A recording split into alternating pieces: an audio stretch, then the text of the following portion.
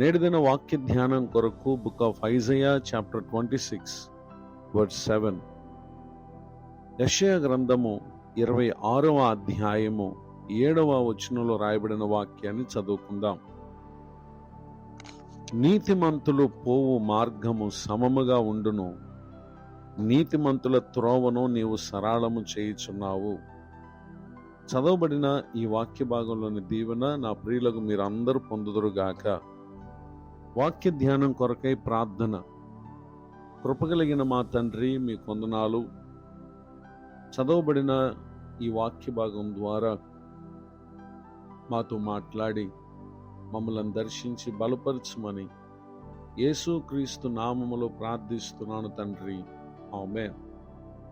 చదవబడిన ఈ వాక్య భాగంలో మన ప్రభువైన యేసుక్రీస్తు వారు ఆయన తన యందు విశ్వాసము కలిగినటువంటి వారిని నీతిమంతులుగా తీర్చువాడై ఉన్నారు. అంత మాత్రమే కాక వారు వెళ్ళు మార్గములను ఆయన సమముగా, రెండవదిగా సరళముగా చేసేటటువంటి దేవుడై ఉన్నారు. భూమి మీద మానవ జీవితం అది ఎంతో కష్టతరమైంది. అయితే దేవుని హస్తము మనకు తోడుగా ఉండుటను బట్టి ఆశ్చర్యకరమైనటువంటి జయాన్ని దేవుడు మనకు అనుగ్రహిస్తారు. భూమి మీద మనం ఎదుర్కొనే ప్రతి పరిస్థితుల్లో అద్భుతమైనటువంటి సహాయాన్ని ప్రభువారు మనకు అనుగ్రహిస్తారు అనేటటువంటి విషయాన్ని తెలియచేయటానికి సంతోషిస్తున్నాను. పరిశుద్ధ గ్రంథంలో రాయబడినటువంటి ఒక భక్తుని జీవితాన్ని మనం పరిశీలన చేసినట్లయితే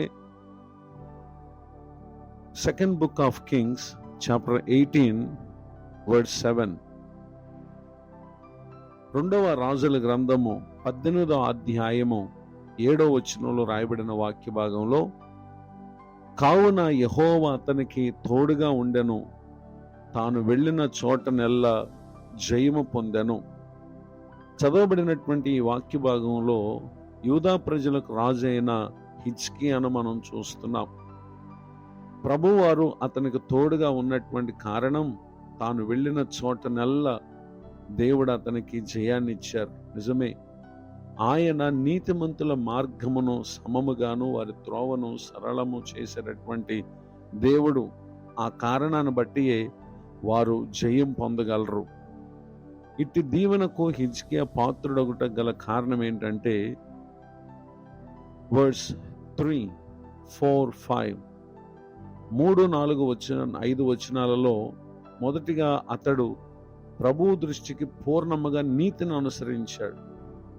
రెండవదిగా ఉన్నత స్థలముల్లో దేవుని దృష్టికి హేయమైనటువంటి వాటిని అతడు పడగొట్టి చిన్నాభిన్నములుగా చేయటను మనం అక్కడ చూడగలం.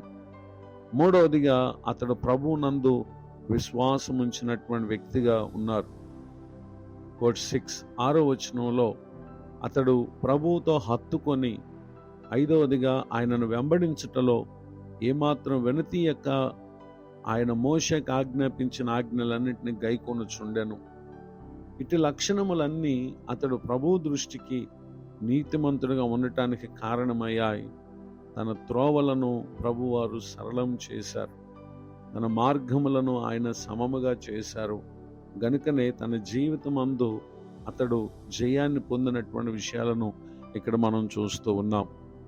ఈ మాటలు వింటున్న నా ప్రియ సహోదరి సహోదరులు, ప్రభువారు ఆయన మనకు సహాయం చేయగా జీవితము అనేక విషయాల్లో మనము జయము పొందుటకు, విశ్వాసం విషయంలో కొన్ని సందర్భాల్లో మనం పరీక్షించబడిన దానికి మరెక్కువైనటువంటి ఘనతను దేవుడు మనకు అనుగ్రహిస్తారు.